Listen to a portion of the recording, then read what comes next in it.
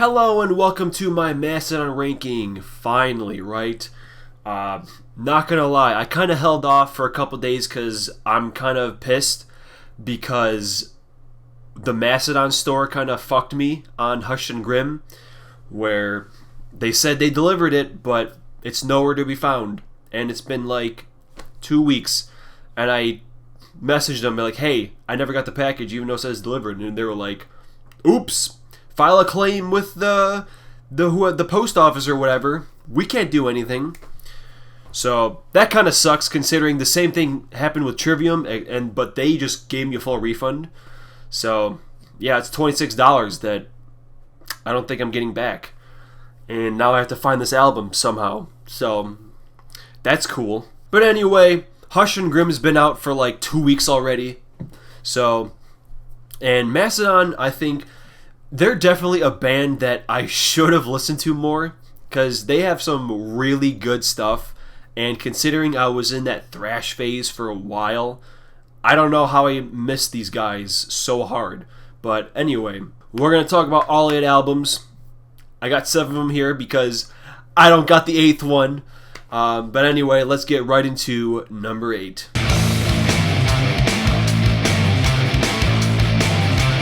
So, Once More Around the Sun was actually the first new Mastodon album I heard, which, if you know me and if you're familiar with my other videos, usually when like a first album comes out, or like I was there to experience it when it came out, is usually pretty high, but there are some exceptions, like this one. I mean, don't get me wrong, it's fine. There's some really good songs, like Tread Lightly has a really good intro. Motherload and High Road have some super catchy choruses. Halloween slays really hard. Feast Your Eyes, more solid stuff. It's just, a lot of them are just kind of okay, and it's a pretty big departure from like their early albums, which most people, I think, like Mastodon for. So it's fine. It's probably one of the best bottom places that I've ever talked about, because usually with the bottom place, it's just kind of really okay. But this one is a lot better than most of my last places.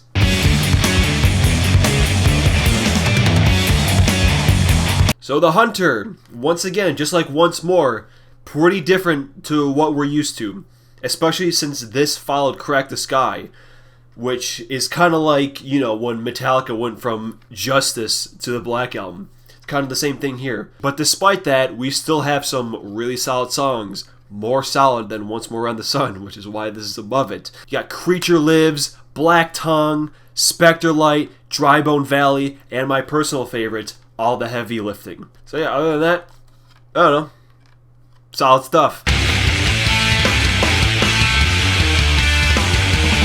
Which brings us to the debut with Remission. Now, this one was a tricky one, because I think this is one of those albums that's like really, really consistently great.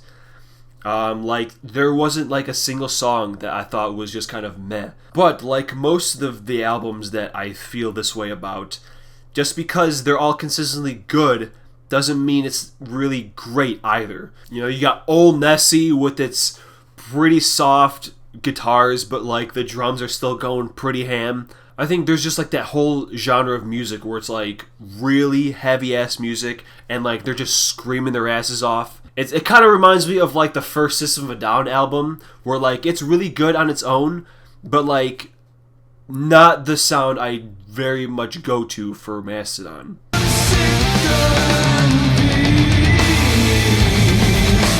And the new album. This is where I'd show it if I had it, but it's still pretty good. There's several tracks I really like on it, you know, Pain with an Anchor, Pushing the Tides, Sickle in Peace, Tear Drinker, but also several ones that I really don't care for too much, like the vast majority of Disc 2. It's pretty even on both sides, where like I really like some, don't really like some, and you know, that's pretty typical for double albums, so naturally, that's why this is here.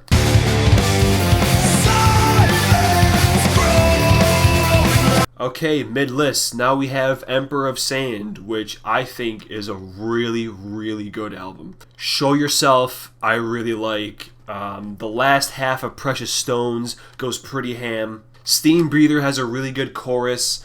Ancient Kingdom has a shitload of good riffs, and Brand just going ham like the whole time. Killer solo in it too.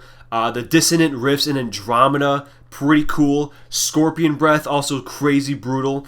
Like, just overall, this album is really strong, and it was... my list changed a bit during draft number 2. This was number 3 until I re-listened to another album, because that album people just go nuts about, and that album is, of course,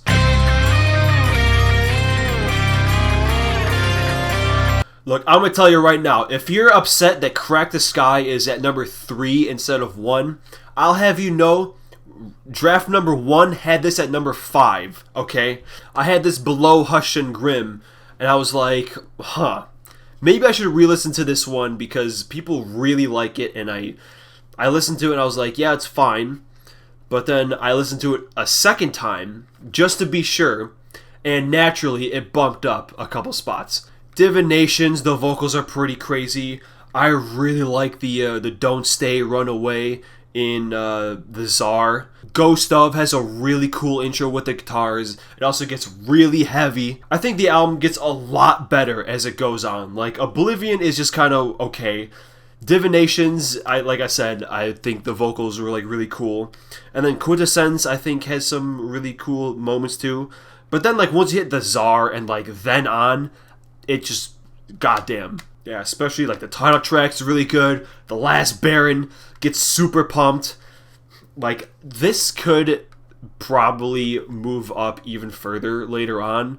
But as of now, the other 2 albums, I think, have equally as many really good parts, except I think they're a little more accessible.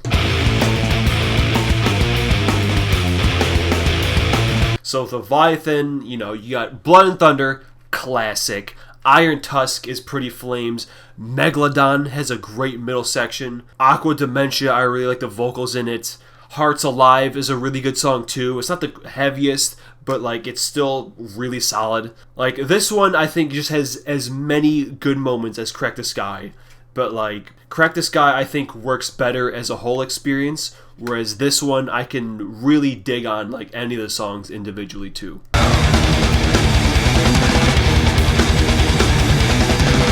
Which takes us to number 1. Blood Mountain. Like, I don't know how popular this is, or like how many other people have Blood Mountain as their favorite one, but I don't know. This one, it's kind of like Remission, where like it's really, really good consistently, but like at a much higher greatness. Like, The Wolf is Loose is a really brutal ass song. Sleeping Giant, the leads are awesome.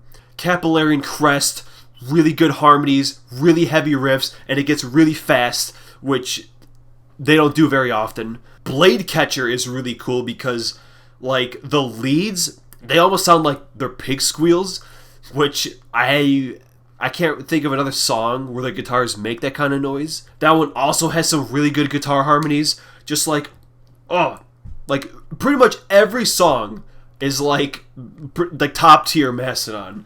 Like, I don't know, man, just something about, like, it just has everything there is to like about Mastodon. You can find it right here, and that's why I think Blood Mountain is my favorite Mastodon album. Alright, as always, be sure to fire a list down below. I want to see them because I do not know how Mastodon fans think of these albums, so I'm curious.